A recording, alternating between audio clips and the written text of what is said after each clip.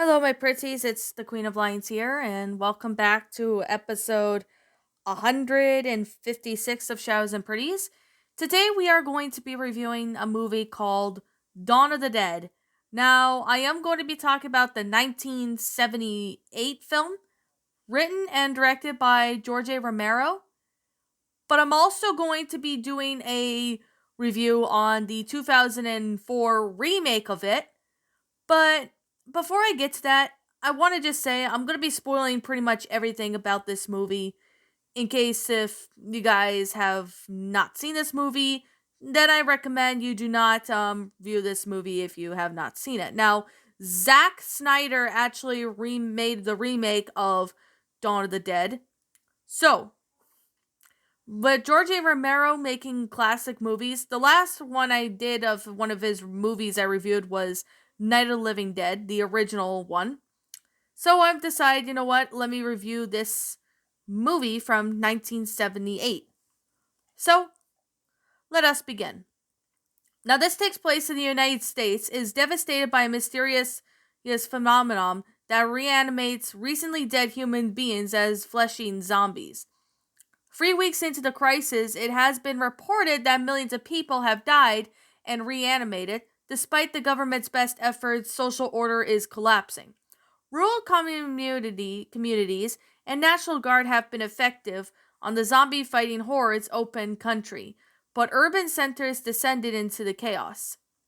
But of course, at WGON TV, the television studio in Philadelphia, traffic reporter Stephen Andrews and his pregnant girlfriend, producer Fran Parker, are planning to steal all the station's helicopter to escape the city.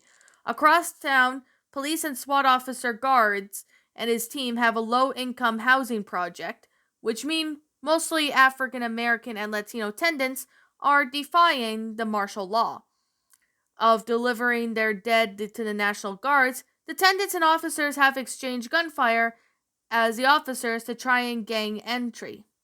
Roger unsuccessfully tries to restrain Wooly and a brutal and racist officer, but after he maniacally kills several unarmed civilians, Wooly is shot dead by an officer from another unit. Peter Washington, as the SWAT team dispatched the reanimated dead that have injured or killed several tenants. A disillusioned Roger suggests that he and Peter desert and join up with Stephen, who is Roger's friend, in escaping the city. An elderly priest tells them that several zombies are confronted in the basement. The two go there and take on the grim job of eliminating all of them. Later on that night, Roger and Peter join Fran and Stephen at the police dock, and then they leave Philadelphia in the helicopter. Following some close calls, they stop for some fuel. The group then comes along across the shopping mall, and they decide to remain there until, since there's plenty of food, medicine, and all kinds of consumables. Peter and Stephen then camouflage, and the entrance to the stairwell, which leads to their safe room. They block off the mall entrances with the trucks to keep the undead from penetrating into the mall. This involves driving through the crowds of zombies who are indifferent from their own injuries and attempt to enter the trucks. Roger survives particularly dangerous encounter and becomes reckless as a result. He is soon bitten by the zombies, but after killing the mall's interior of zombies, by four enjoyed the hedonic lifestyle with all the goods available to them, furnishing their own safe room as the mall's many commodables. Roger eventually succumbs to his wound and dies, but then reanimates into a zombie. Peter eventually shoots him in the head and later buries his body in the mall. Sometime later, emergency broadcast transmission cease, suggesting that the government has collapsed, now isolated, and freeloads some supplies into the helicopter. In case that they might need to leave suddenly, Fran gets Stephen to teach her how to fly in case if he's killed or incapacitated. So a Normic biker gang then sees the helicopter flight and breaks into the mall, destroying the barriers and allowing hundreds of zombies back inside. Despite having the fallback plan, they should be have the mall being attacked. Stephen gets overwhelmed by eternal rage and fires on them, beginning the practical battle, and then gets shot and mauled. Eventually, Stephen reanimates and instinctively returns to his safe room and leads the undead to Fran and Peter. Peter kills the undead Stephen while Francine tries to escape for the roof. Peter does not want to leave, locks himself in the room, and contemplates on taking his own life. When the zombies burst in, he has a change of heart and flies up to the roof. He joins Francine and they escape, low on fuel, but the two make it fly away with the helicopter to an uncertain future, and that's how the movie ends. I really do think that this story was honestly a really good movie for a George A. Romero film. So this is honestly something for what this is. Now, apparently, to be completely honest, I'm gonna say is when I first saw this movie, I honestly really do like the fact that, George A. Romero makes, pretty good good concepts for when it comes to zombie movies. Now, the history of Dawn of the Dead began sometime in 1974 when George A. Romero was invited by a friend named Mark Mason in Oxford Development Company, and that's when they began, the production of it. Of course, the shooting of the principal was begun in Pennsylvania throughout November 13th of 1977. The filming of Dawn of the Dead was take place at the time around 1997 at the Monterville Mall in Monterville, Pennsylvania. Now, used for the shopping mall during the Christmas season caused numerous of time constraints. Filming eventually began nightly once the mall closed, starting at 11 p.m. and ending at 7 a.m. When the automatic music came on as December arrived, that's when basically the crew would move and replace the Christmas decorations, a task that had provided into time consuming. The filming was shut down during the last few 3 weeks of the new year to avoid possible continuity difficulties and lost shooting time production. So, of course, sometime in January 3rd of 1978, during the break in the filmmaking, Romero took the opportunity to begin editing his existing footage, and that's how more of the movie was going by.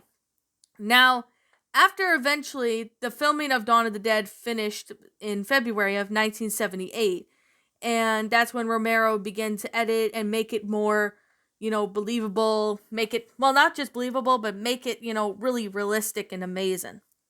Now, there is, however, the alternative ending.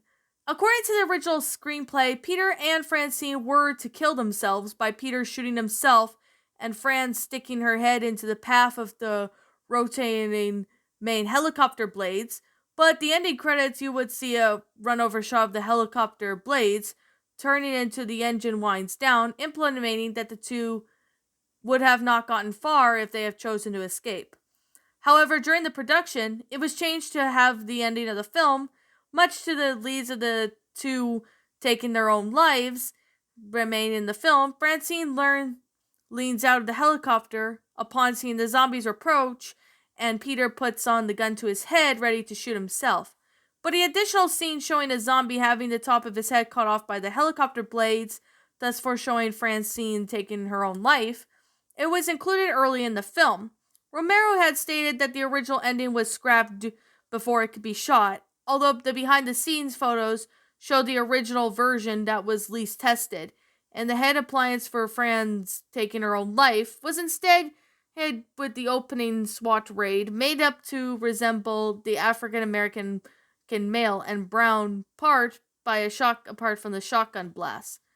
Now, Tom Savini, who has been offered a chance, there were a lot of good makeup effects for the zombies, although it was older and all that back then. So it obviously was the fact that, it wasn't really that best, but it was honestly something I can definitely say that it honestly was really I'm just gonna be completely and utterly honest. It definitely was seeing something that honestly brings more of the special effects. Now, of course, this movie came out on VHS time in the 90s and after releases of other places all over the world, they really enjoyed how well the movie was, and they actually did pretty good when it came to Dawn of the Dead. Now, of course, this one came out on VHS and DVD, but it was also came out on the Blu-ray film as well. Now, however, though, this movie we have the remake of Dawn of the Dead, which came out in 2004, that basically has the kind of the same plot as the original movie, like kind of pretty much the same as the original movie, but it does have some changes into it. So yeah, I mean, Dawn of the Dead is a really popular zombie movie from the 70s. So it's obviously it's a good movie, and I recommend you go see the original. So now basically the plot of 2004, which is the remake of Dawn of the Dead.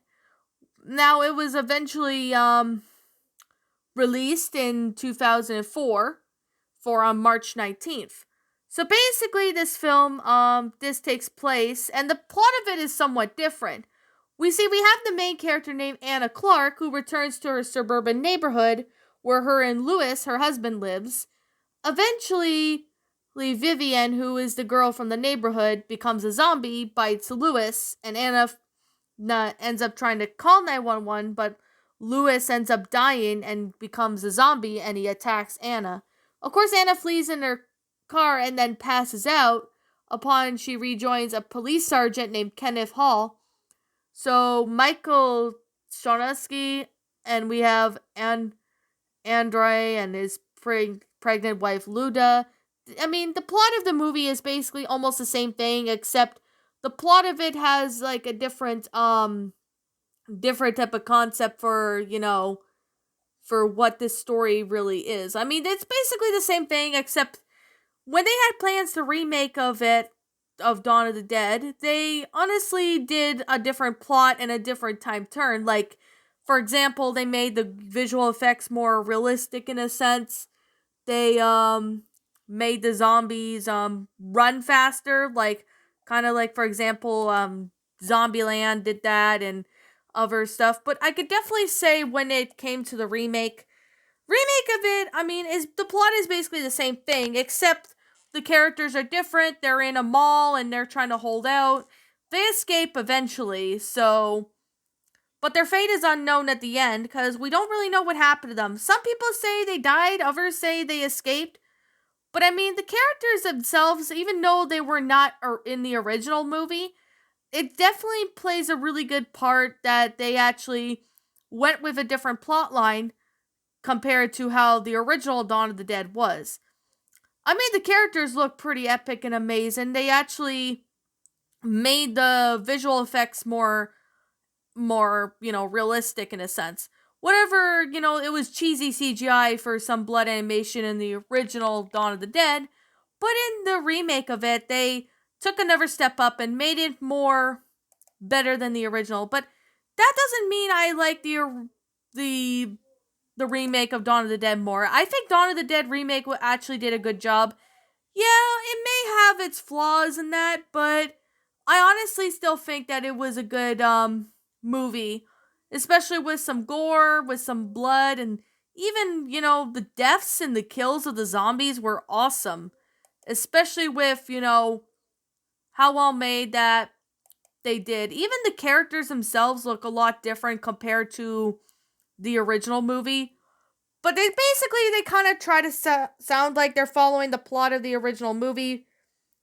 But to be fair, it honestly has a different plot though. That's one of the differences that I did see when it came to the original Dawn of the Dead. It has a pretty good movie, good reputation for basically everything. Now, I have not seen the remake of Dawn of the Dead in a long time, so yeah, I just want to say I have not seen the original Dawn of the Dead movie in a long time. I have not seen the remake in a long time either. So those are going to be the next movies I'm going to have to, consider looking because they're actually quite good. Like, if you're a fan of George A. Romero, go see the original movie, and if you want to see the remake of it, well, I actually didn't find the remake to be terrible. It does have its flaws though, but I think it was a pretty decent remake. I mean, there's other remakes that are actually did pretty decent and good, but this honestly has a pretty good concept for what it is. So, yeah, I really don't know what really much know what to say, but I'm gonna say this. This is just simply my own personal opinion. If you happen to disagree with me, that's fine too. If you like the original Dawn of the Dead, that's cool. If you don't like the remake of it or vice versa or anything like that, that's perfectly fine. I respect your opinion. Now, yeah, this actually makes me want to go watch the remake of Dawn of the Dead again, even though I haven't watched it in years. So, anyways, with that being said, what did you guys think about this story? Did you all enjoy it? Did you all not? Also, what would you have done person to help make this story, well, not story, but movies? Like, what would you have done person to help make the movies a lot better? Leave me what your thoughts are down in the comments below. Like, do you like the remake? Do you like the original? Do you like both? Feel free to leave me your opinions in the comments below. I'm the Queen of Lions. Thank you so much for watching today's episode. And if you're new to my channel, be sure to like, comment, and subscribe because I make brand new videos every single day. Don't forget to ring the notification bell to when I upload so that way you guys will not miss an upload. And as always, I'll be seeing you in the next video. Peace out.